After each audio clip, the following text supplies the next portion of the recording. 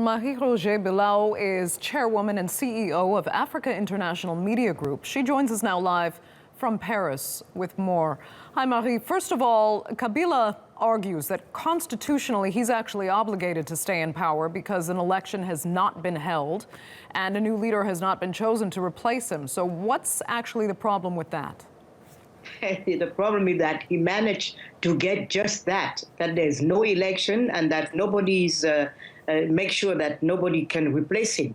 A term is a very clear period of time, and everybody knows when it starts and also when it ends. But he didn't want elections to be held, and we have yet another African country bogged down by a lack of leadership and a corrupt regime.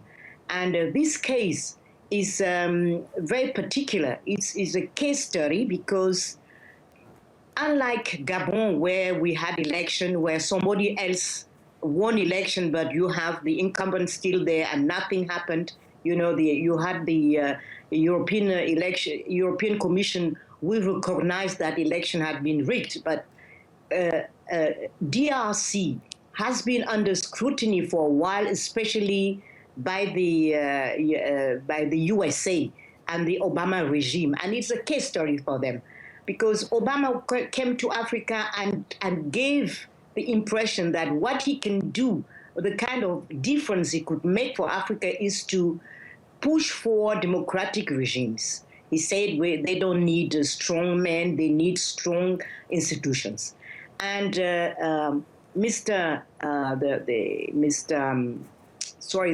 Secretary of State John came.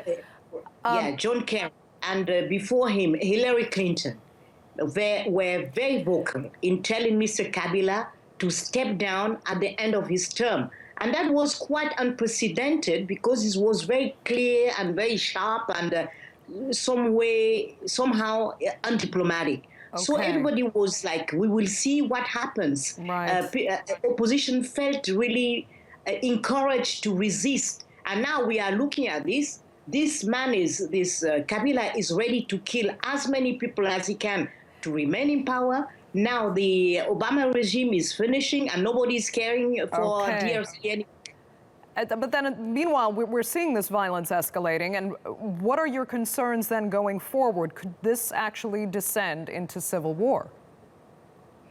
Yes, this is possible. But DRC has been living under a sort of low profile, low intensity civil war for years. Hundred thousands of deaths over the 10 past years. So this is not new, and we can still have more and more casualties. And Mr. Kabila is ready to kill as many as he can, but the opportunity or the positive option can come from the army and joining the protesters, because we show some signs of that, and maybe this could intensify if there are too many people being killed. Maybe at some point they will say they will just cease fire and join the claim for democracy. Okay. Marie-Roger Biloa, thank you so much for joining us there from France.